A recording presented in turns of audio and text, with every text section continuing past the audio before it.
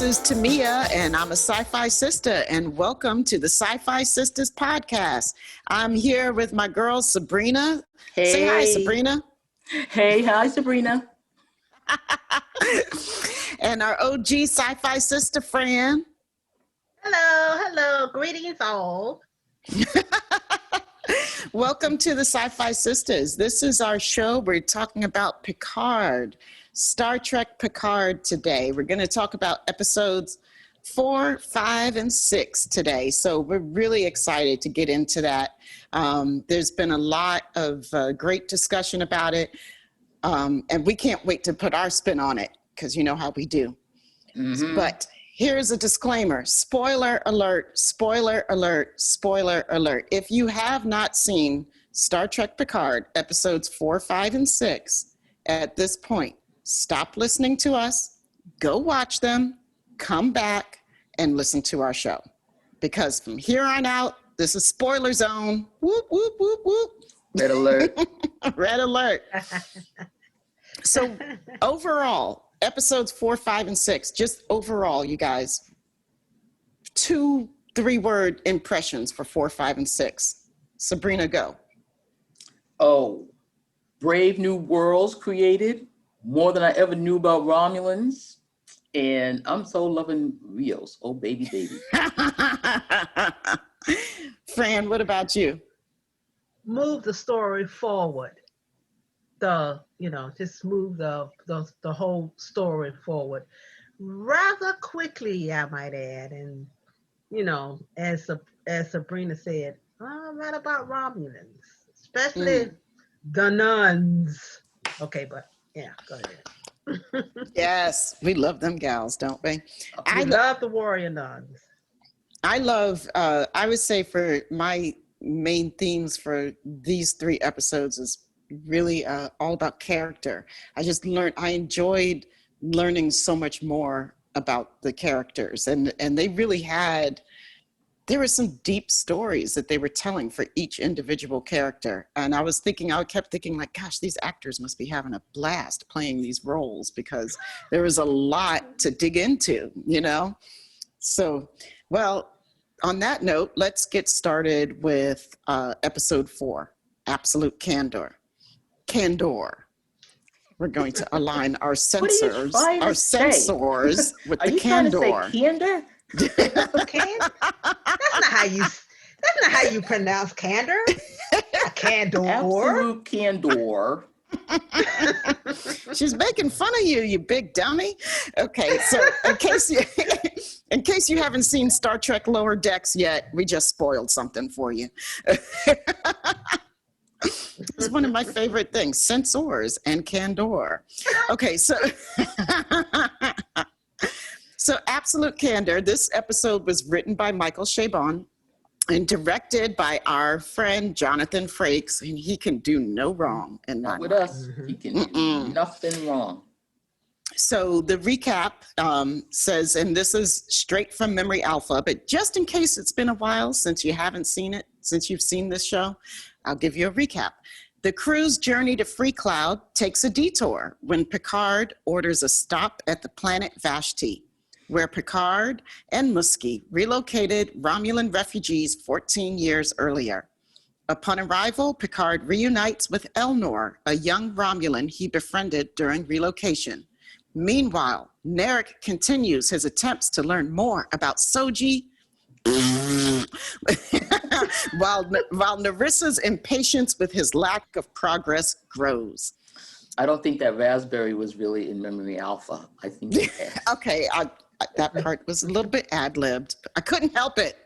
I'm sorry. I know. You do, Narek. Okay. We're going to get to that. Okay, so Fran, do you want to start us off? Your favorite things. What are some of your favorite things, like your top 3? That little Elnor, he's such a cutie pie. Oh, yeah. And I liked it, when he bonded with Picard and they were doing the fencing and when he laid against Picard, when he was reading the 3 Musketeers to him, I thought that was marvelous. The first look at Soji doing the Data head tilt, it was this episode. I said, "Oh, there's Sistas." And and I loved it when Raffi asked Picard, "Are you out of your goddamn mind?" And the look on his face was like, "Oh my gosh!" He didn't ask. It's like he said to her a little later on. Oh, she said, "I'm going to be candid with you." He said, "Oh, please, that'll be a refreshing change." So that relationship with them, we really knew. I like those three things. So you know what? Sir Pat Stu can really act without saying a word. Just the Yes. expression on his faces and his body language is magnificent. I love it. So those are my three tops. All right. Go ahead, Subrina. Well, this is, I think, my favorite episode of the entire 10. I loved the whole creation of this world. I loved all of this information that we got about the Romulans. But it also had one of my favorite lines in it. I'm not sure if they said it. I think they did say it earlier, but they say it again. When Raffi is saying she doesn't want to go back to this planet and she's just going to defer to Picard. And she says, what did we always say? And he says, one impossible thing at a time. I just love that statement. That was it for me. And the other thing I loved about it was the Chateau Ready Room. Come on. Love it. Knows the Bion, and his Romulan people. They sent the pictures and everything. They were like, hey, you got to do him up. You got to make him comfortable. So he had his own little Chateau Ready Room with bourbon and everything in there. I was like, yes, birds flying. Love that.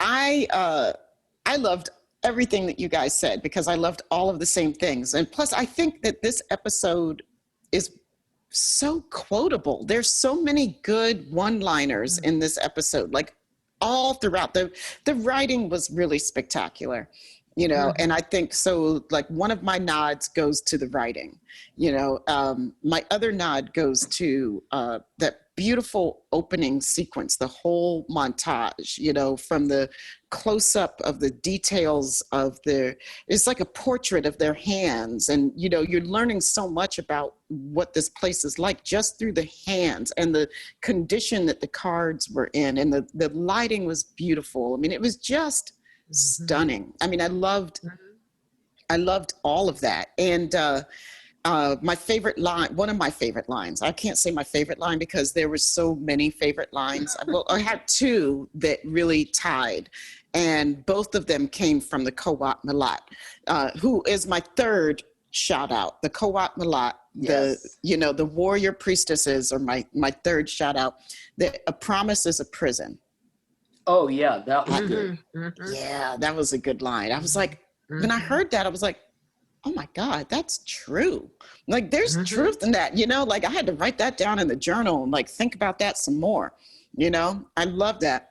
And then, that makes me feel like, oh, because this is what I love about Star Trek. I actually learn things from watching this show, I'm not just passively entertained, Yeah, right.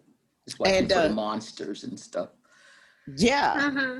Yeah. And then, boy, I don't know. I don't know. It's so hard to break it down to just three, but three top things. But I think one of the other things that I liked about this episode too,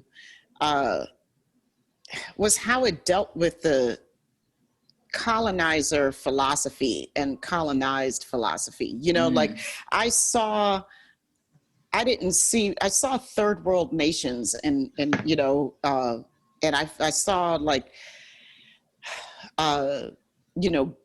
Western powers sort of, the NGOs that go in that try to be of service to third world nations. And like, you have all these happy-go-lucky white folks gallivanting all over the globe doing good and going like, well, why don't people appreciate me? And like, why are they resentful towards me? And, Right. And I thought that those issues were dealt with so beautifully, like, and that Picard in his sheer fucking hubris tore down the Romulans only sign. Like, well, I'm coming in here anyway. It's like, dude, who are you? Oh, like, yeah. You left. I love the dressing down that he got, like the back to reality, Fran, I think you wanted to.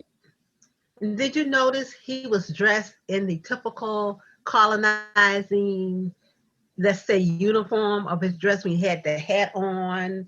Remember, because they have some old movies where people are going into Africa and stuff, and they're dressed just like that. And the linens. Just like a colonizer. Yes, he's dressed just like a colonizer. Yeah. So, and I think they did that I'm pretty sure they did it on purpose. Yes, only mad dogs and Englishmen. Used to do mad dog and Englishman things. Go out in the noonday sun. Totally. That's a good point, Fran. Yeah, and I love that part where he just took the sign down like, I'm coming in here. Like, no, you're not. Right. Yeah. Like, you're not welcome here, and then not understand. And his inability to understand, like, to be like, me? Why are you upset with me? Why are you upset with the Federation?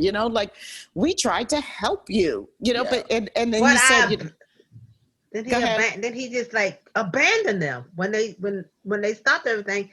They never, they didn't see him for years and years and years. They just abandoned them. And he's wondering why they're upset. Right.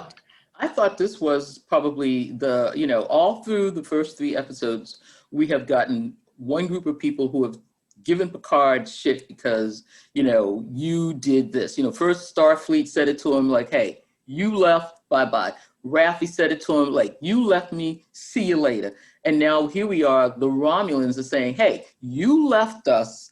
Elnor says it to him. Everybody's saying it to him like, what are you coming back for? It's just like when Picard was on the ship and they can't get passage, to come down. And he says, well, just contact Central Station and tell them it's me. He's like, dude, that's the first thing we did. And they're not trying to listen to you. Right. He was so amazed. Did you see the look? Yeah. He was like, what? And so there was another acting thing he did that I thought was on par when they said, well, that was the first thing we did. He's like, really? Oh, okay. But without saying a word, his body language was like, okay. I love how the Kowat Malat sister, like, totally, like, stopped him in his tracks. Like, he was, like, about to go on with all these justifications of rationalizations for why he didn't come back. And she was like, put the brakes on that. You couldn't save all of us, so you saved none of us. Oh. So you saved none of us. I was like, yes, and that's the truth. And then he realized, you realize, by the end of the episode that he's internalizing this lesson that he's learning. He's like, when he tells Elnor that I let the perfect be the enemy of good enough or good, Right. And he was just like not hearing it. But I think finally he does. And even throughout the episode, you realize that he was just out of date. Like, he didn't know about the state of Vashti. He didn't even know that Elnor had never been adopted. It's like, dude, not even a Christmas card, nothing. Right. And now you're coming back like, I want to have a drink and everybody, hey, I'm back. Like, okay. And I need your help while I'm back.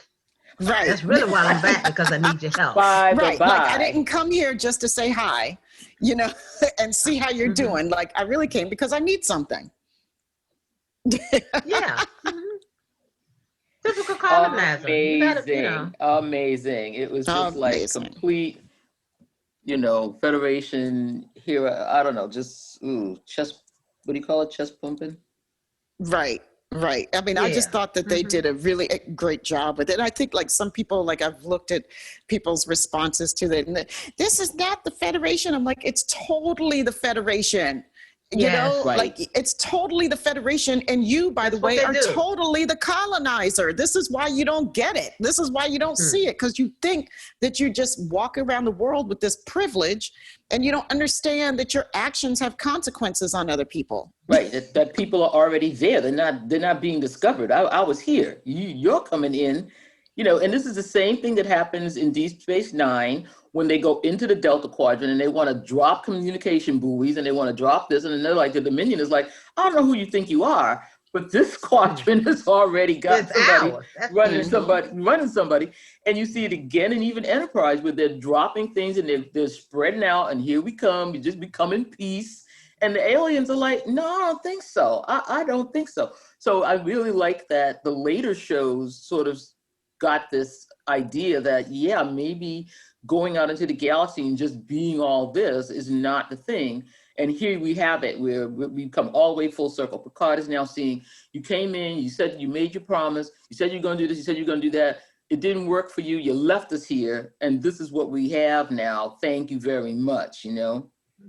And but Harry Mudd in Discovery told him that. What did you think people gonna do while you were boldly going? You know, and the Klingon said, no, sure, pump the brakes. You know, what do you think? You know, we look up and it's like, okay, you're up there. You know, and I thought what he said was real true. Even though I'm talking about Disco, it's a different show. But Harry Mudd really told them exactly what the deal was. You know, y'all flying around boldly going. Somebody said, no, you're not boldly coming. And the rest of us are living on these planets. Exactly. Yeah. Exactly. Trying to deal with whatever mess you just caused, and you're off, and you're in a nice, pristine ship. You get a nice change of clothes, and we're here. And you're gone. So I love this episode because of these deep things that, you know, and I got this like with rewatching, right? Like I wasn't taking all this in on the first thing. This time I want to know, what was your head scratcher? You know, what had you go, that you weren't quite sure about, you know, or that you didn't like so much, or you like, this doesn't even make sense. Did you have any head scratchers for this episode? Oh, you know what my head scratcher was. Say it. Why did you have to cut the Black Romulan's head off? See? Once again, Star Trek is failing. We get a nice, prominent Black person that seems like they've got something going on, and next thing you know, bye-bye. Their head is gone. They're decapitated. I would have loved to have seen that character. I mean, here is a Romulan senator that was in the story with Picard, and, you know, rather than have this guy get developed, or even, you know, maybe the thought of possibly coming back, you cut his freaking head off. He's going through all of this mess. And that's, as much as I love Elmo, you know, that's my other little cutie patootie in there. Oh my God. Oh, yeah. But, you know, really, Star Trek? Why you gonna decapitate a Black man? I got some issues. Indeed. Fran? Well, I kind of, because I looked at, of course, I've seen it more than once, but I remember when she went to see, I can't think of the lady's name, but the lady that was the Romulan, the Romulan, she went to see her, and Narek was standing, you know, Narissa came and saw her too. Yeah. Okay, thank you. And she asked Narek some questions, and he never directly answered her about, he said, yeah, she's always been this tortured soul or whatever. And she says, oh, do you know her? And he never answered the question. Oh, you're talking about Soji. You're talking about when Soji and Narek were talking together. Yeah, Soji, yeah. And but they were there with, you know, with his, well, with that's the Romulan lady, with the Romulan lady who was up in the ward. She had survived. And she was, yeah. Yeah, and she had come to find out she was the one that, you know, broke the cube. Mm-hmm. But all the Romulans were disordered, as they said. But he never answered her. He just kept talking. She asked him a couple of questions, and I know why later on, but he never answered her questions directly. But I can't say why he didn't now. Well, that was a head scratcher for me. That's our problem with Derek. He was always saying something, and she was just listening to this foolishness from this man. Yeah. And my other head scratcher, the big head scratcher, was the relationship between Narek and his sister. Yeah. When I'm like, wait a minute, you know, I have a feeling the way that I got it was that she's always been abusive to him. That's what I got, and I'm like, am I reading this right? Because I think so.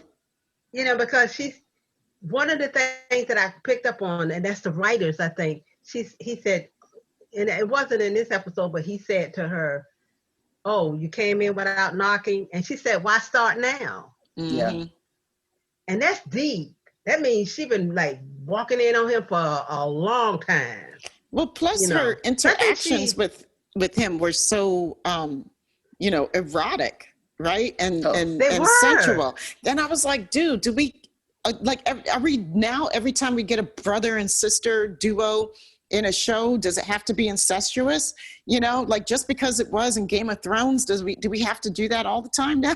Like let's hope this isn't Let's hope it's not a Game of Thrones. Yeah, well, it's there. Yeah, trust me, in a big way. Okay. But I'm like, let's just not make a trend of this. And I don't know.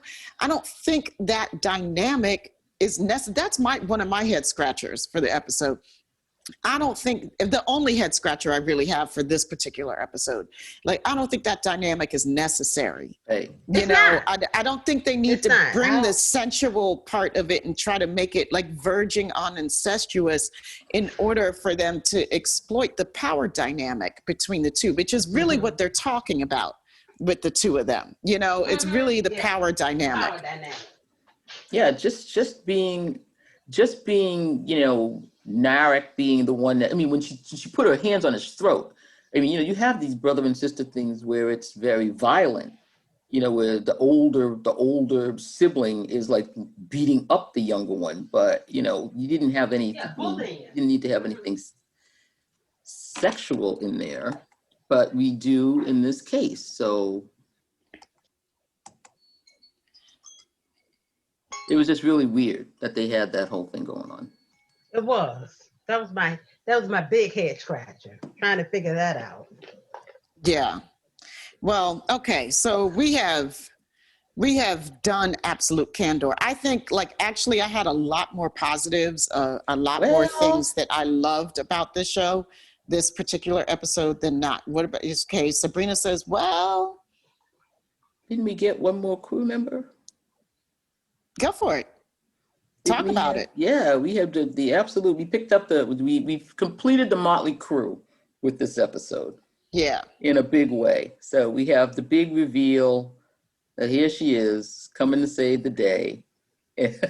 Yeah, we can't leave this episode without talking about 7 of 9. You're absolutely right. We would be remiss because that was a huge part. Because it's a good battle scene. I like the but they gave it away. Lisa, this is spoiler country.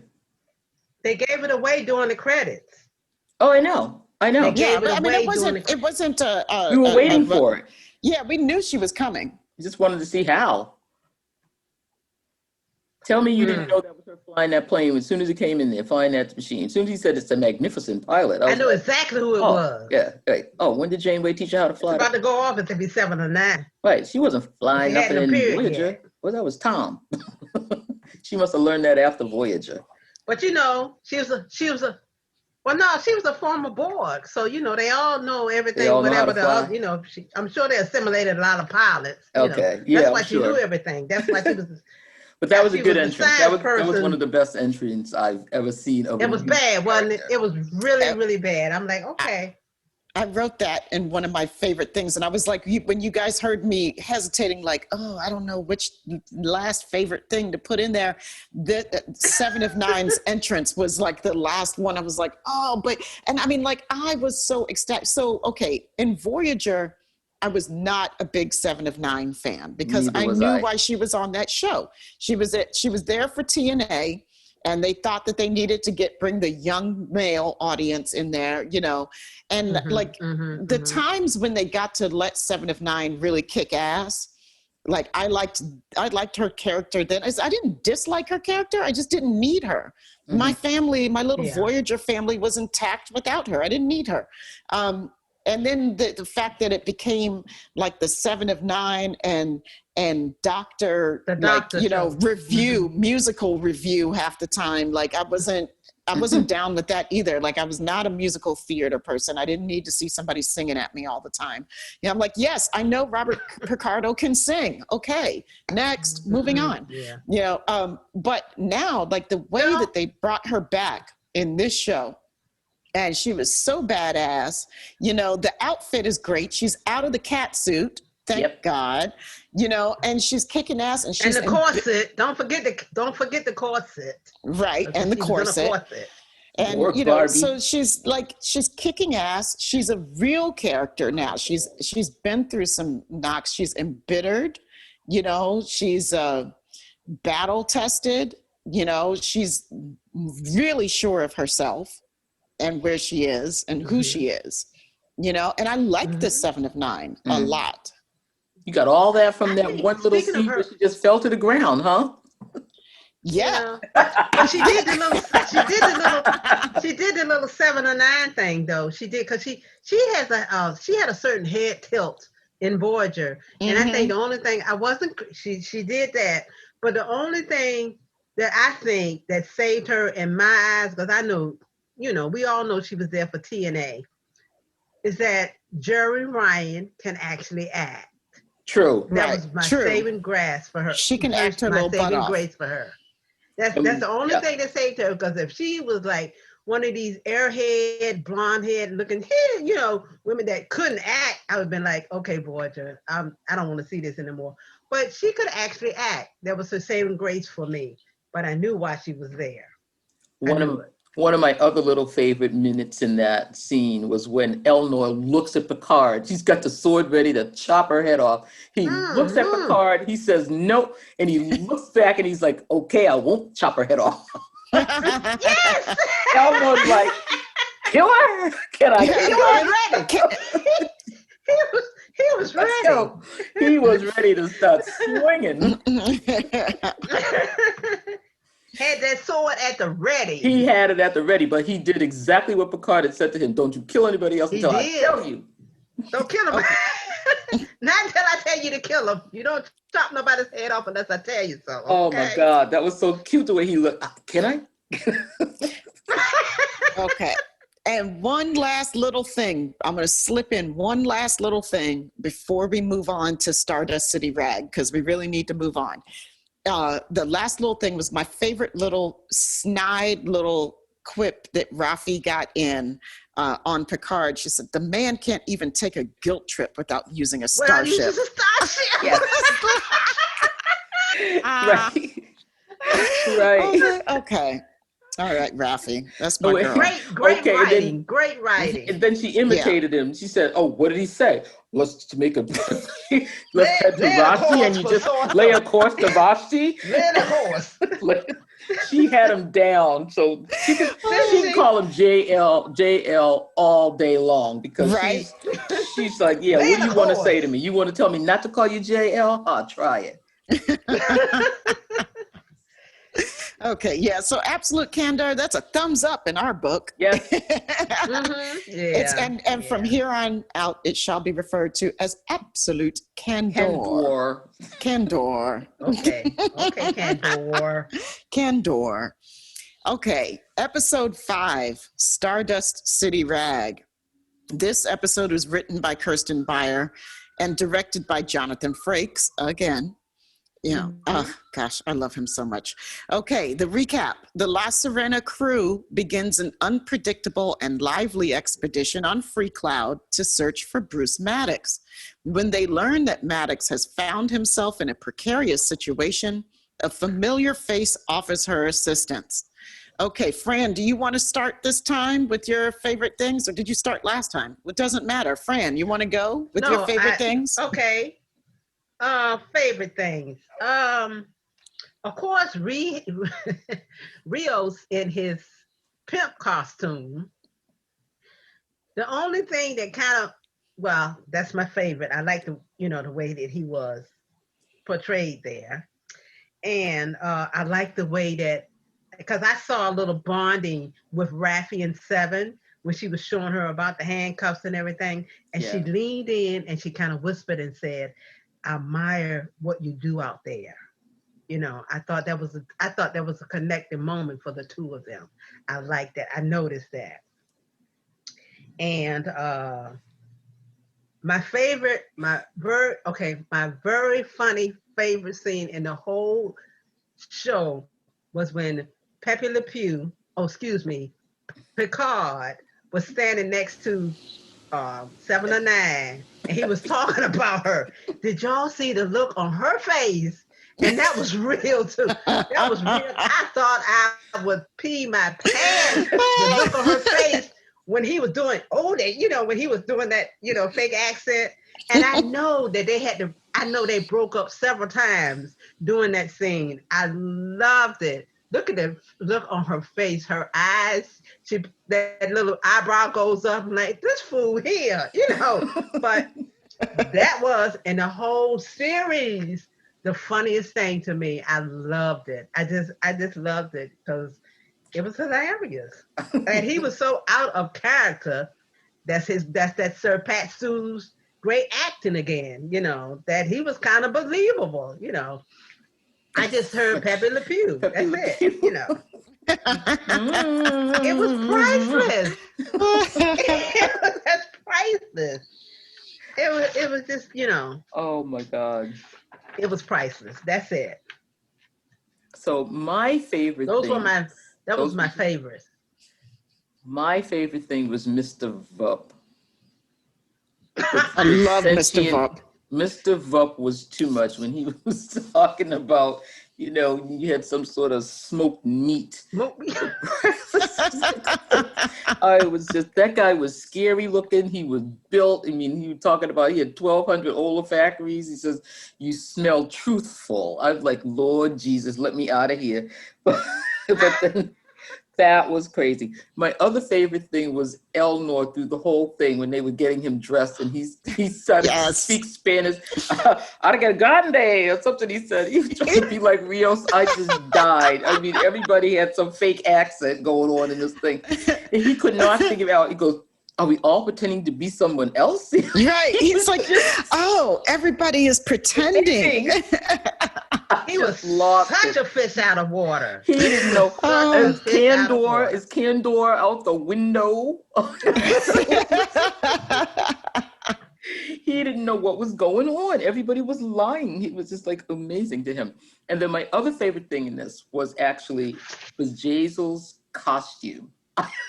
I love that costume. I'm like, okay. We had that little kind of intendant wannabe thing going on the hair, and then the outfit, and it had like cap sleeves. I was like, what is going on here? I love the whole ensemble. I thought it was hilarious. I thought it looked like an 80s chorus girl, like sci-fi version thing, like mashup. I was like, what? What she got on? What? Like, who came up with this? What? I mean, is this our nod to the fact that every time they think about fashion in the future, it's almost the most whacked out shit? It is. Who's wearing this ever? Oh, well, even in the bar scene where the man had the angel wings, I was like, what on in the world?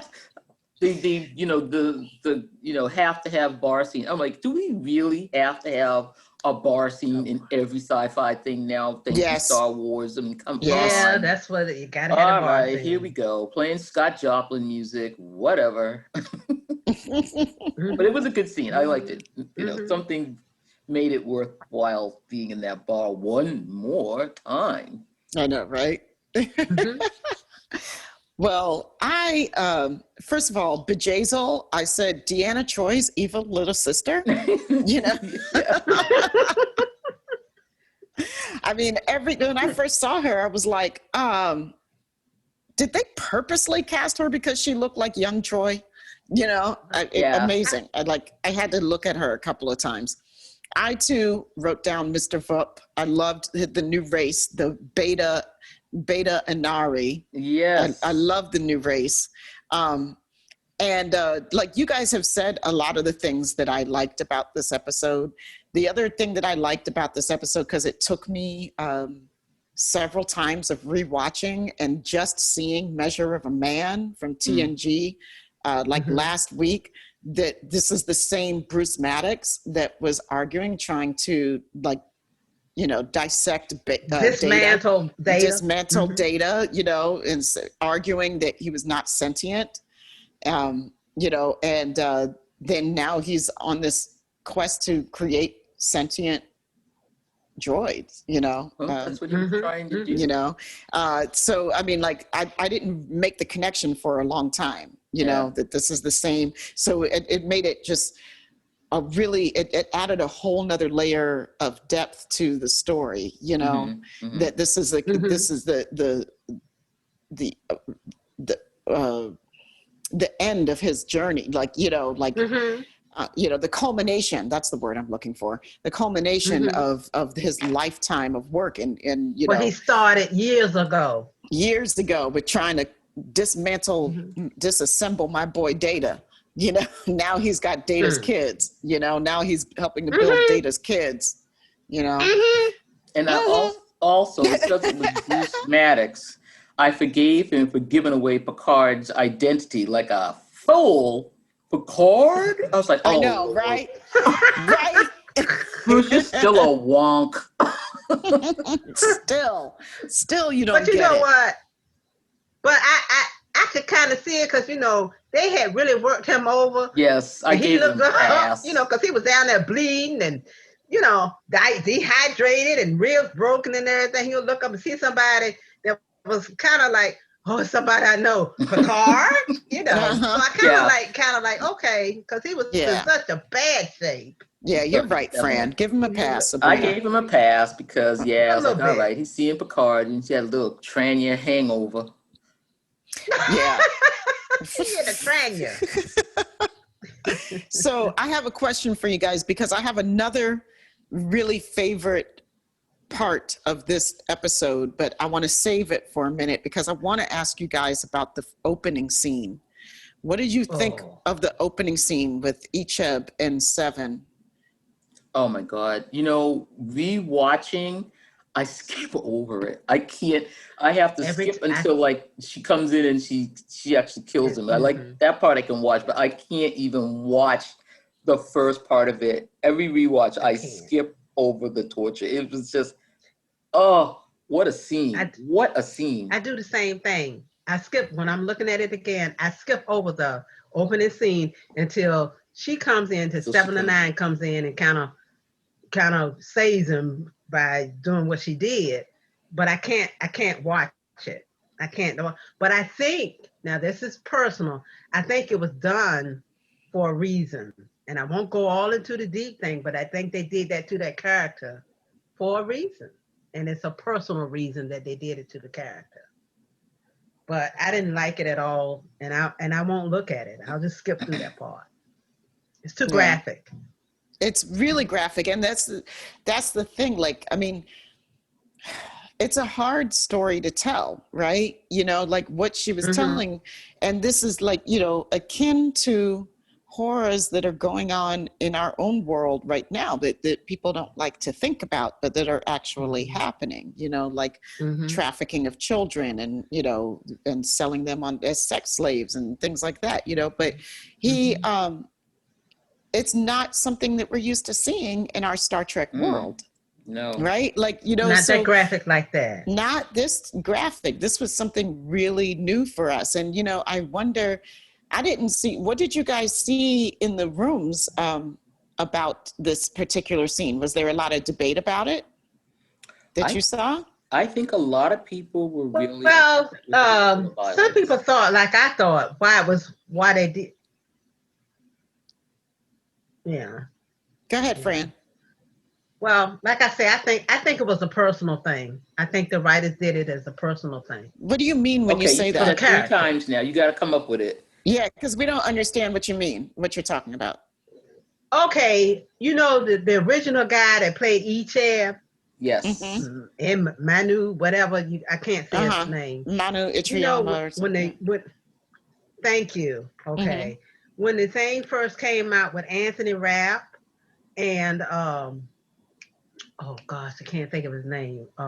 Kevin Spacey. The guy that, thank you. Manu took Kevin Spacey's side, and Right. said, "Oh well, nothing happened."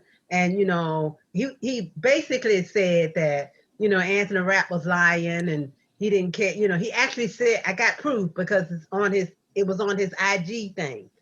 So I think what they did because he was chomping at the bit to go back. He wanted to go back on Picard. He wanted to be, but they didn't even call him.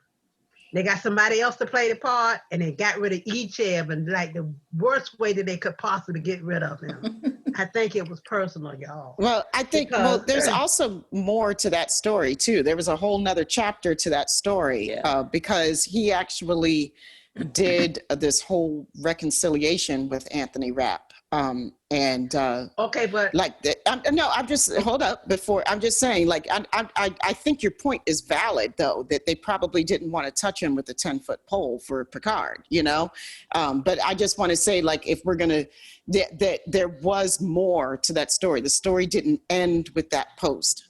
The story actually ended in a really different way. No, I just want to say, because we brought it up, I want to present the whole thing. That's all. Okay, but I know that he apologized, and I know that Anthony Rapp accepted his apology. I know that part. But our listeners didn't hear us say that, so now they have. Right. Okay, yeah, he did apologize, and Anthony publicly accepted his apology, but we don't know what went on in the background. We don't know what happened. So we're going to leave it there. I just wanted him off the show. Okay. Exactly. They wanted the character off the show because they did not invite him back. Okay. Yeah. But they couldn't get the original the guy that played oh gosh. The man you just said was on the ground and said Picard. They couldn't get him because the original guy who played Bruce Maddox, the original man who played Bruce Maddox. They couldn't get the original Bruce Maddox because he was he teaches now. Right. And he couldn't get away to play the part. Oh, that's too bad. Yeah. This guy was a good he really kind of embodied him. He was a really close match. Yeah. Yeah. That was one thing I wanted to ask you guys about. Then the other thing that I wanted to get to really quickly with this episode is Raffi going to see her son. That whole story arc and how powerful that is. First of all, for me personally, as somebody who's 5.5 years sober, like, her struggle with her addiction is hits very close to home, right? And I see her portray this character with so much truth, but outside of that, it was just those actors were incredible. She was incredible. I wish I had his name in front of me, which I don't. The actor who played her son was really phenomenal. Gooding. His last name is Gooding. He's Cuba Gooding's son. Is he really now? Cuba Gooding Jr.'s son. Wow. Look at that. He was good. I mean, like, he was so compelling. Like, I couldn't stop watching him. And I was like, gosh, it would be lovely to see him again, hopefully at another part of Raffi's journey. That's what I was thinking too. I wanted to see that whole thing. Because I don't think that they would have brought him in for that whole big scene if he wasn't going to come back. I'm kind of hoping. Right. To put a face and a name and a scene and a whole thing. I mean, I understand that they could have given us some explanatory background. She just could have come back and like, oh, my son hates me. But she didn't. We had that whole thing. So I loved it. I felt really bad for him because he was just Mason Gooding. That's his name. Mason. All right. Yeah. What's up, Mason? Big shout out to Mason Gooding. Yeah, we're looking for you. We're looking for you, Mason. He did. Yeah, he did. Even the body language, he had it down pat when she went to touch him, and he was like, oh my gosh. And Raffi said at one point when Picard said he wanted to go to Free Cloud, she said, I can't stand the place. But then she was ready to like go there and live with her son. She was ready to put up with Free Cloud if that's where her son was going to be. I thought that was big. She hated it. And I want to kind of piggyback on that because I'm also a person with some years in recovery, and I could really relate to that scene. I could really, really relate to it, and it's just really touching to be a parent and to go through what I went through, and it rang so true. I'll put it that way. It rang And really true to me. and the You fall know. back, and the hmm fall back, and she Yeah, was but she. I would also like to see her go back to him or him come to her. If they come back and say, Mom, you were right. You were right about what you did. Maybe you went about it the wrong way, but you were right. And maybe apologize to her just for that part because, she's back and she's trying to make amends and everything. But just for that part, for him to say, you were right, Mom. Because And she got up in his face about that when he started talking about, oh yeah, the Mars it thing, and was she was like, crackpot. there was a conspiracy. She started up like, Yeah. no, I am right, but Yeah. that Yeah. was really She good said, when she just was like, no, I'm not even letting that go. yeah, Right. she said, that was not crackpot, and she was Mm-hmm. right. I want them to rank. And I thought it was really something that, because they do the visuals here, that his wife was actually an old school Romulan Right. Yeah. from, the ones we know from TNG, one of Yes, those she old was. school Romulans. I'm like, okay, all right. And she was really nice to her, I was like, oh, okay. But Hell, I'm like, okay, Star Trek. Right. I think we're But gonna see them again. I'm hoping for another visit from the Me kids. too. me Just drop too. in, maybe with the grandbaby. Oh And yeah. maybe that grandbaby, I want to see that pretty grandbaby. But Me too. like I know, right? But while we're speaking of Romulans really quickly, I love what they're doing with Romulans in this show, makeup wise. Yeah. It's Mhm. just so beautiful and so like how they're personalizing it. I saw that short the Mhm. clip that they put out about the makeup The process eyebrows. for Mm-hmm. doing Mhm. each individual hair, Mm. going Mhm. along the person's natural eyebrow line ridge. I mean, just amazing work they're doing. They look so Well, good. they only, if you think about it, and if people think this through, we only saw one type of Romulan on TNG. We really did. We only saw one type of Romulan on TNG. But if you think about on the Earth, how different humans can look, why can't Exactly. Romulans look different? Exactly. That's what I love You about this know? show. This attention to Mhm. detail, and moving away from this really homogenous portrayal of these other Mhm. alien races, right? Racist. There's Mhm. only one type of one look for Romulans, one look for Vulcans, one look for Klingons. No, there's variety in our species, and, Yeah. Yeah. and like, can we just speak truth to that? We Like, did see it. geez. We saw one black Romulan in TNG. There was one black Romulan. Right. One One, captain. once. Yeah, one captain. But Yeah. one. I Oh, love that I love that the Romulans are the aliens of this series because they were my Mhm. favorite aliens from original series. They were the first What? aliens, they were the first ones. They came out before the Klingons, they were the Romulans. And the Romulans were always doing something not up to snuff, do some wild stuff, some deceitful, all kinds of crazy yes. stuff, Didn't they? changing Troy into something. And they had Geordie at one point. I'm like, Lord Jesus, these people are twisted. But Oh, they I love them, are. even They from really Balance are. of Terror, which is one of my I top Oh, Star love I Trek Balance of love that Terror. episodes episode. of the entire 50 whatever years. Balance of Terror is one of the best ever. Mm-hmm. That's my Four. favorite. Ever. That's Censors. my second. That's my second favorite episode of TOS is Balance of Terror. Balance of Terror, But boy. Journey to Babel is my first one, Yeah. but Balance of Terror is my second one. And guess what? My third was when Spock and them went on to the Vulcan ship to get the Oh, we remember went the lady the commander, commander, and Vulcan, Spock was yeah, the like almost Romulan in love with commander. her. Yeah, the Romulan Hmm. commander. Woo! So Yes. the Enterprise incident. Yeah, that's Yes. Okay.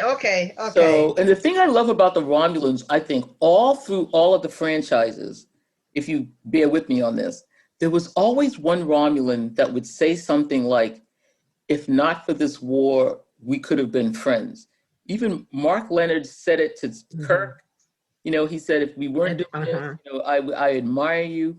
The Romulan said it to Picard at one point. He said, if only we weren't doing this, and so you saw this a lot with the Romulans, that they were this militaristic society, but not all of them were buying it. And some of them were like, man, if we just weren't spending all this time doing this craziness. And I always loved that went through it went through the franchises a bit with the Romulans. They were always a little sympathetic. Yeah. Always one that was always like, one. There was one that was like, yeah. Even that one where they In had a the different differences time, in the different time. space. They had the difference in the time, and they were talking through the thing. Love it. All right, I'm done with Romulans. I love them. Yeah, okay, because we spent a lot of time on Romulans, but we didn't talk about Agnes killing Bruce Maddox. Oh, right. I mean, and like, what's up with that? What's up with that? Was a shockaroo, though. I have to tell you. That was. I was like, I sat there, my jaw was on the ground. Really? I rolled it back. What, like, is she gonna kill him? He's not dead. Is he really dead? I want to see how they're going to deal with that in season 2. I really want to see what they're going to do. I thought the EMT was going to come, or the EMH was going to come and save him. I was like, something's got to happen here. Wait. And Elnor says to her, when Picard snaps at her, oh no, was that the next episode? I think that's the next episode. Yeah. Okay. When she glares at him. Yeah. He said, was I embudding? Yeah. Yeah, but I thought that was I thought that scene was spectacular too. I really think that these actors are doing such an incredible job. And even though I don't like her character very much, but I love the job that she's doing portraying her. Her acting is great. Yeah, I mean, just amazing. Like, this is a really well cast show. These people know how to. They know they are really casting the right people for the right roles, because the people that they're getting are just perfect for the roles, and they're great actors. So I'm like, okay, y'all know what y'all doing. I just trust that they know what they're doing, and they do. I think they do. Yeah. We're definitely in good hands. In good hands going into the next episode, The Impossible Box. Okay, but wait a minute. I got one thing to say. My head was scratching. I love Rio. He's so sexy and all that stuff, but the guy has no rhythm whatsoever. I could not believe that. Remember, he was walking in the bar and the music was playing. He was like rhythmless. I'm like, oh God. He has no rhythm. If you look at that scene again, and he's supposed to be, bouncing to the music, he is so off. I'm like, oh gosh, no rhythm. Come on. Okay, so I just had to say that. The feather was throwing him off balance, I think. Yeah, right. And the feather. Okay, and we'll go with that. And the heels and those boots. Okay, the feather and the heel. Oh, okay. He wasn't really selling it to you, huh? He wasn't selling it to you, Fran. Not at all. You really got to sell this. None of that existential brooding spaceman stuff. Spaceman brooding, But when he was walking in it, I mean, look at it again, guys. He has no rhythm. Right. Okay, I'm gonna check it out again next time. All right. That's all right, baby. Now we're getting to episode 6. Okay, but what? Okay, wait a minute. We're not gonna talk about Bejazel and Annika. Didn't y'all see? Because I picked that up from the first beginning about them being. Yeah, you're right. Yes. Okay, so I missed that on the first time that I watched it. I got it on the second time. I got it on the first time. I think I was watching so much stuff. No, I think I did. Did I get it on the first time? Because she was pretty blatant about it. She was right up in her face, baby. When she called it Annika, I was like, oh, hey. Yeah, when she called her Annika. I knew it right then. And when Seven said, no one has ever been worth more to you than me, and I slipped right out of your fingers. that is lover talk right there. That's lover talk, guys. So, and I saw it, and I was the one with Shabon. I wrote into Shabon and said, "Was that sexual tension there?" He said, "Definitely, definitely, it was sexual tension there." Okay, all right. I had to bring that up. Okay. All right. Yeah, you're right. I mean, like, we can't have a discussion of that episode without that. You're absolutely right. Without, Yeah, and we have to acknowledge that. And I think that's so interesting how they're interweaving these things, these dynamics through the stories without being like hitting us over the head and like, hey, blatant guess what? about People it, are yeah. gay. Guess what? They're gay. Hey, did you know we have to have gay people in the future? Look, here's one. Yeah. Here's another one. Mhm. So I like it the way that they have it. They're inclusive. Yeah, Like it being and hitting you over the head like a club with. right. She was always playing her. Played her, 4-7, yeah. 4-7. The Jazel. Yeah, but she got her comeuppance. That's all. She got her comeuppance right fine. She did. You guys, are we going to make it to episode 6 or are we going to have to do a whole nother podcast? I think we have. No, we're going to make it to episode 6. Come on now. Here we go. Episode 6, We're The gonna Impossible rush Box. through it Impossible then. Box. Let's The go. Impossible Box. Mhm. Okay, I'm going to start this one off. Yes, you do it. Okay.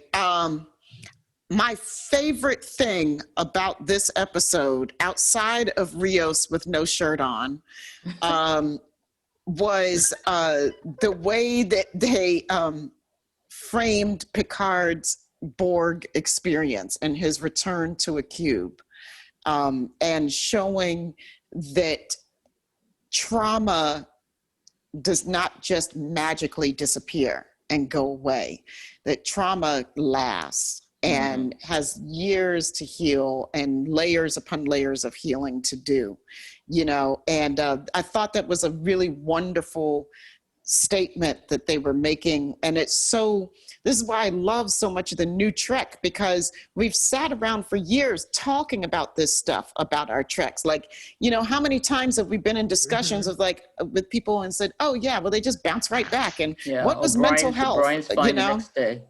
you know, and so this is really building on what we've done before, where we've gone before, and bringing so much more depth to it, you know. So that's my first favorite thing. Sabrina, what about you? What I loved about this one, actually, I didn't like it at first, but looking at it in the rewatch, the scene between Rios and Agnes got on my nerves at first, but I watched it again, and just like Fran is saying, the acting that Alison Pill did when she said those lines, he goes, what are you feeling right now? And she said, hollow, hopeless, lonely, and afraid. And I was like, and then he said, do you think this is going to help any? Right. Like, you know, yeah, you want to roll in the hay with me? He's like, I'd recommend it. He was all for it. And I was sort of like, why would anybody say yes to that when you know but then he didn't know what she had done. So I have to remember that he didn't know that she killed Bruce. So he just thought like, yo, yeah, your boy died and, you know, you had some grieving sex. Is that what you want? I don't know. Yeah, hey, come on. But he kind of like talked it out. And listen, I know, I'm so bad. Grieving sex. Why would he but say it's true, yes to her? It's true. Grieving sex, okay. Sometimes sex is that. Yeah. He asked her. She gave her answer. He said, do you think this is going to help you any? She said, yes. He said, then okay. Yeah, she said yes for, you know, a few minutes. You know, she said she knew. For a few minutes. Right. As soon as he heard, okay, you know this isn't going to really. I thought she said about an hour or so. No, she said, no, she said this will help for whatever. It was whatever short time. But as soon as he knew that she knew this was a Band-Aid for a second, he was down with it. So I kind of gave him, I said, you know, my honey bunny, you know, I feel bad too. I'm feeling sad. I'm lonely. I'll kick a soccer ball around with you, babe. Okay, stop. All right. Here, kick it to me. Kick it to you. Kick it. My favorite part was that for the first time since looking at, you know, the Borg, I saw them as Picard said, they're victims, not monsters. they're victims. They're victims, and I thought that this episode and this series changed my thinking of the Borg, because they didn't ask to be assimilated. Most of them were assimilated against their wills. And then they became part of the collective. Mm-hmm. And when they was, and I said, oh my gosh, they are, and I don't know why I didn't think of that at first. They were victims themselves because they were assimilated against their wills. And now they're not, they're reclaiming them and everything, but they were just as much as victim as anything. They did stuff against their wills and they were victimized against their will. So I like the fact that I could see the Borg differently now. I loved it. Yeah.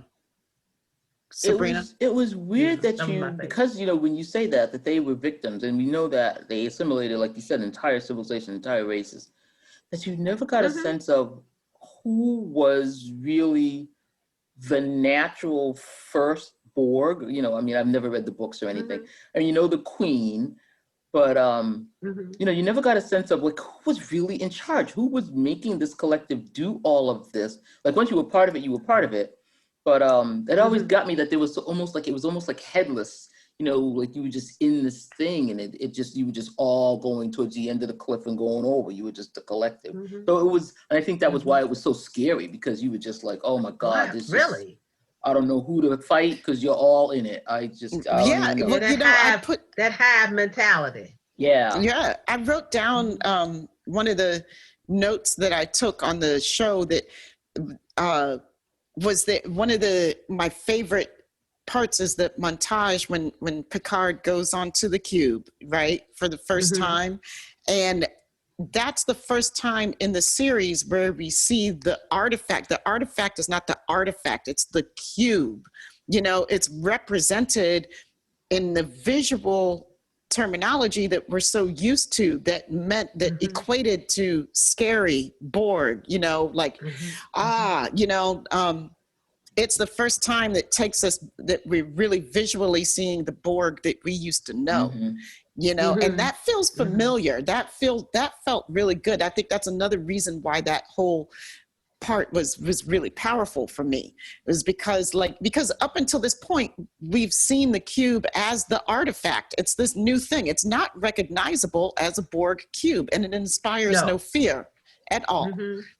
Even when they try to have these little moments where ooh, is the Borg gonna snap? We all know the Borg is not gonna snap. It's not working. There's just nothing ooh, spine tingly about it, because the emphasis is on for lack of a better word, humanizing their I'm not trying to be speciesist, but humanizing their character, but I love that because we get to see the Borg like we used to, because we're seeing it through Picard's eyes of his trauma. We're not seeing the artifact as the artifact. We're seeing it as the Borg cube. And then Subrina, you brought up a really interesting point, because all the Borg that we ever saw were not only were they humanoid, they were straight human assimilations. We never saw Borg assimilated from other species assimilated. You never, you didn't see they never could assimilate them. But I mean, you only ever saw humans assimilated.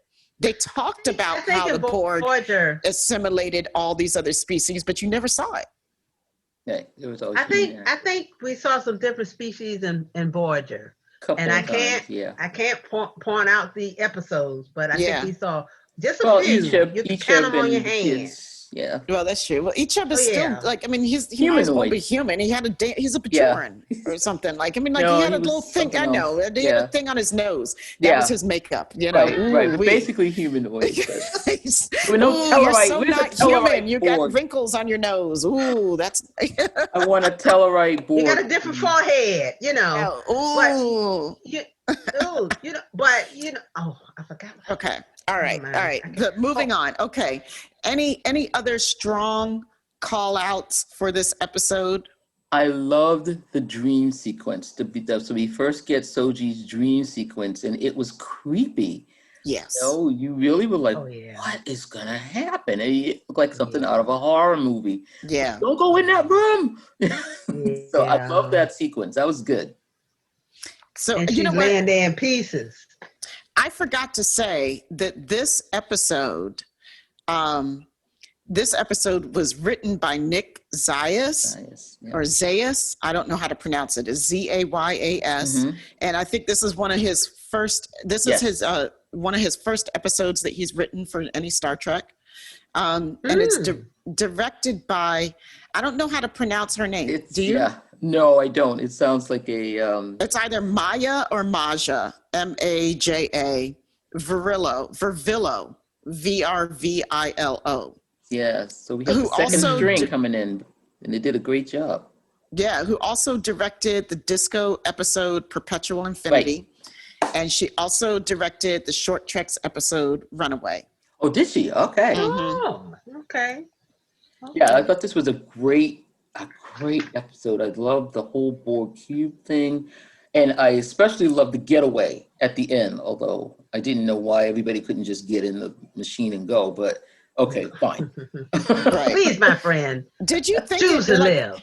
You know what? I know, right? That was he said, please, my friends. It was such a good line. Again, it's still a good line. It is. You know, did you think that, who were the people that had the Iconian gateway? Yeah. Did you think that it was an Iconian gateway at He didn't first? say Iconian, but it looked like it. It looked like it, but they said it was from some completely other planet. Something planet. It was from Voyager. It was a race on Voyager. Remember, and they wouldn't share it with them. Right.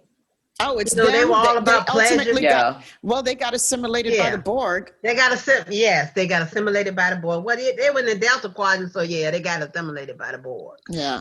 But I can't remember the race, species, but that's where it was from, the Voyager episode. Also, Fran, I'm sorry, did you have another strong call out for this episode? I was puzzled, when Raffi was just about falling down drunk and she did what she did for them to get on the thing. I was puzzled by the clapping of her doing what she did. I wasn't comfortable with that at all. Picard pissed me off. She was really, she was really, she did what she did because, even drunk, she was the smartest person in the room. Right. But they didn't really deal with her except for Rios taking her back to her room. She was really messed up when she did was so devastated when her son, apparently, but Emily. no, when Emily, apparently she's an ex-lover. Yeah, sounded like it. That's what it sounded like to me. Because she said about you only call me when you're lit or you want to or when you're being sentimental. Right. When you're being sentimental, that was the clue. Yeah. That was the clue. Mm-hmm. Yeah. But when she said, don't ever call me again, that was devastating. That was. Really devastating. So I too was, so that moment shares one of my favorite moments of the episode as well as one of my least favorite moments. Yeah. Yeah. I was kind of bothered by it. Yeah. Picard I was bothered by it too because, Picard didn't seem to care at all. He was just they got the diplomatic path. It's just like she did what I needed for her to do. So who cares if she's falling down drunk and she just lost one of her best friends? Right. She just burned the last ticket there. Yeah, I think that is what upset me about it. It was that he just totally brushed over that. Just good job, Raffi. Good job, and and she's broken. Yeah, she is. She's broken. So he hasn't learned the lessons yet. No. He's getting there, but he has not learned it yet. Yeah. Yeah. And I just got to bring this up because I can't keep it to myself anymore. I have issues, y'all. I have serious issues. I have issues. Yes. And it's like, it kept me up last night after I was watching this stuff again. Oh, Lord. The whole Soji Narek story, the whole arc of it, I can't stand it. I can't stand it. It's just so annoying on like every level to me. It only gets interesting when he's trying to kill her. All of a sudden, oh, we got an interesting story, you know, because the whole rest of the time I've been dealing with their stupid asses. They've been like, they knew each other for 2 seconds. They hopped into bed, and all of a sudden and every moment, this is their story. This is it. You don't seem like you're very honest with me. I'm not a very honest person. Okay, let's have sex anyway. The whole time, you know, and then the next thing you know, I don't know what to expect. So what I'm supposed to expect that this girl is that dumb? Really? How do you know I call my mother every night? Oh, well. Everything. He's telling you he's a spy, you robot, stupid shit. I mean, it's just so annoying. Everything about it is annoying to me. Right. She's just going to take her shoes off and start sliding down the ventilator shaft or whatever. Like, whatever. No, like redirect. Like, she's going to ask him a direct question, and he's like, guess what? I'm going to kiss you. Yeah, it's like, dude, Soji, come on. The last straw was when he said, oh, I know a way for you to get to figure out what this is. So I thought it was taboo for non-Romulans. He said, yes. And so she's like, oh, sounds like a plan. Like, right. Taboo means you're gonna die. Yeah. I was like, throw it in there and lock the door and turn on the poison. Yeah, gas. But stupid. Also, but I'm thinking about just like Data. She was pretty naive. I think she was naive, and she fell into it, and he was giving her all the red flags, and she just kind of ignored it. Remember how Data wouldn't get shit. Just wouldn't get it, you know. And someone had to explain it to her. She didn't have a girlfriend like Jordy who was explaining things to Data. She just like, okay, I'm going. Okay, I fall asleep after I only talked to my mom only 70 seconds or something. Okay, whatever. All right. Doesn't that happen to other people? Like, it was just stupid. I couldn't listen to it. It was just amazing. I prefer naive. She was really naive. She didn't. She said it. She said naivete is my default. I'm like, Bruce. She did say that. Yeah. What did you build this in her for? Right. Like you, like, and I think, okay, so here's the thing. I think one of the reasons why I'm so annoyed by them is because, and I want so much, I desire so strongly for her to be a different woman, is because she touches on that pain that I've lived through already in my life. You know, I was really naive when I was a girl. I did get taken in by older men, by men in general, period. You know, like told me all sorts of shit. And I was just like, okay. You know, I'm just like, really? Oh, he really likes me. Right. You know, and I know the older women in my life were looking at me like, are you kidding? Girl. We're trying to tell you, but you're not listening, you know? So I think that's why I feel so strongly about it. But also the other reason that I feel strongly about it is because I simply didn't like almost any scene, the dialogue in almost any of the scenes. Like it's just, I don't know, it just fell flat to me. It just wasn't interesting. Like I'd find myself playing games on my phone and stuff while they were on. Like they just couldn't keep my attention. Narek is just totally repulsive to me. I can't even stand it. I can't, don't, no, boo, boo. Dang, is he that bad? Jesus. Oh God. Oh, come near that. Narek, I can't stand Narek. I can't stand his character, I should say. No.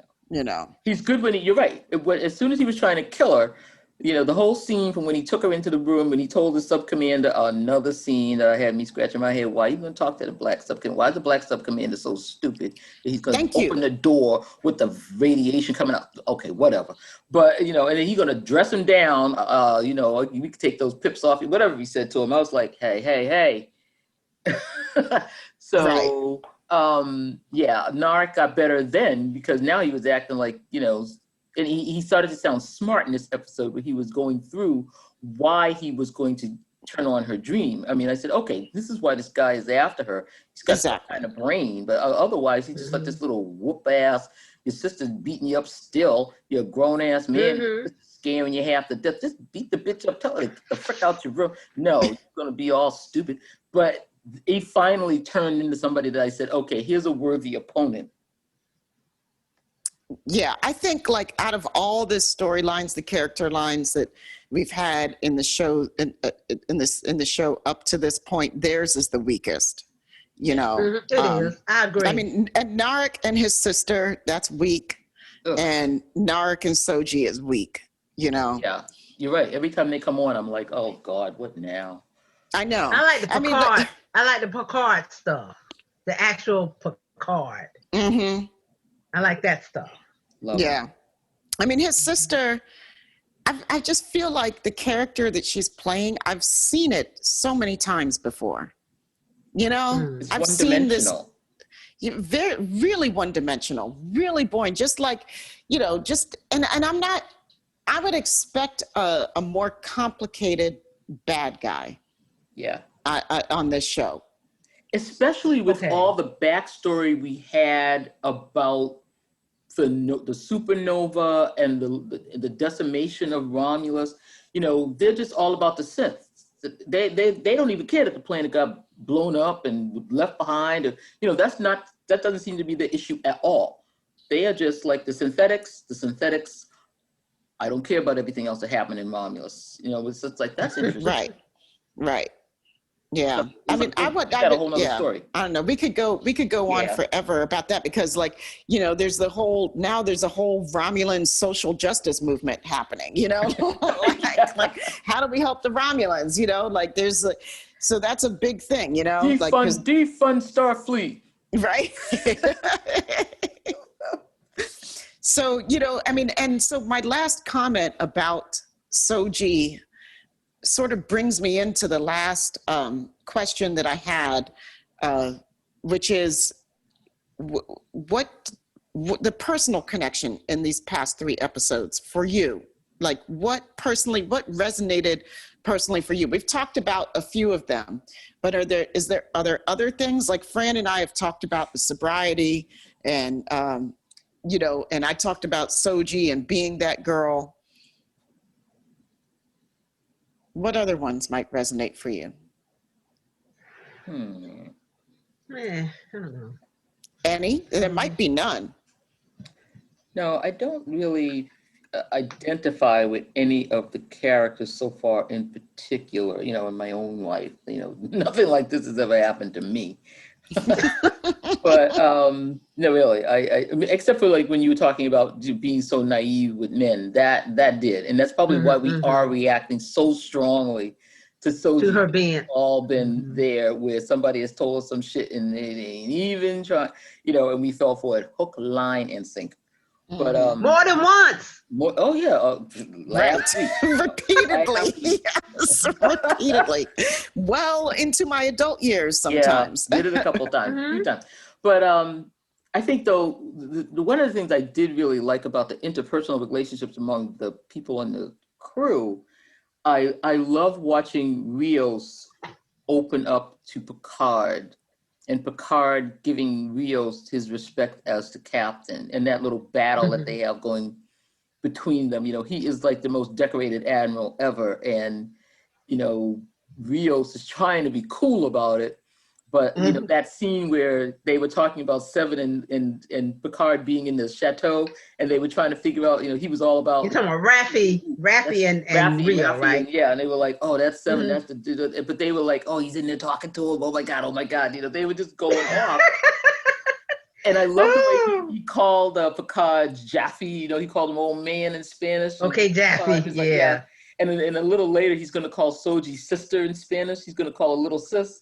I just love the way he throws it around. You know, it's just like, I just love Rios. He's my guy. I love watching him come out of that. I don't care. You know, everything is gone. I can't care about anything again. You know, I think that's a theme. The reclamation of he's reclaiming his spot as an active person that's in life, and he's gonna do something. Again. Eleanor reclaims his mission. The whole time Eleanor has been laughed at. They made fun of him. He doesn't know what's going on. He's inbutting, he's outbutting. At the end of this thing, he's reclaiming his spot. Like, no, I am, a warrior. And he goes, I will cover your escape. And Eleanor's like, I'm back.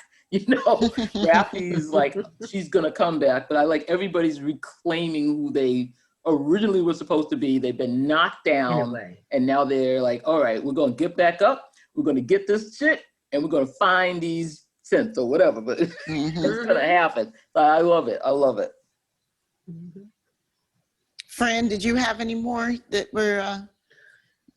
No, I enjoyed these. I really enjoyed these episodes and told a lot. And like I said from the beginning, I thought it moved the story along and the characters along. And I thought Hughes and Picard's reunion was touching. Every time I look at it, I kind of tear up because, we remember Hugh from way back in the day. And Picard finally gets somebody that's on his side. Somebody that say, well, you left me and look at all the stuff that went on, somebody's finally glad to see Picard. It's true. Somebody's finally glad after all these years. It's you. After all this time, somebody's finally glad to see Picard. Everybody else done cussed him out, cussed him to his knees and stuff. But Hugh says, and they hug and, and Picard even says, oh, it's finally glad to see a friendly face, He did. Well, with that, what do you think? Well, I think that this has been a really fun discussion, and I want to say thank you to everybody for listening to us. We are the SyFy Sistas, and you can find us on Facebook at SyFy Sistas on our page, or our group, the SyFy Sistas Mothership, or our other group, the SyFy Sistas Black Science Fiction Book Club. And Subrina, where can people get in touch with you? If you want to get in touch with me, please send me an email to Subrina, Subrina, at syfysistas.com. That's SYFYSISTAS.com. All right. And Fran? And the same for me, but instead of Subrina, it's FRANT with everything she said. And make it like hers. And That's right. you can find me at Tamia, TAMIA, at syfysistas.com. And you can also find us on Twitter. We are also SyFy Sistas on Twitter. Yeah, that's all of our places. Yep.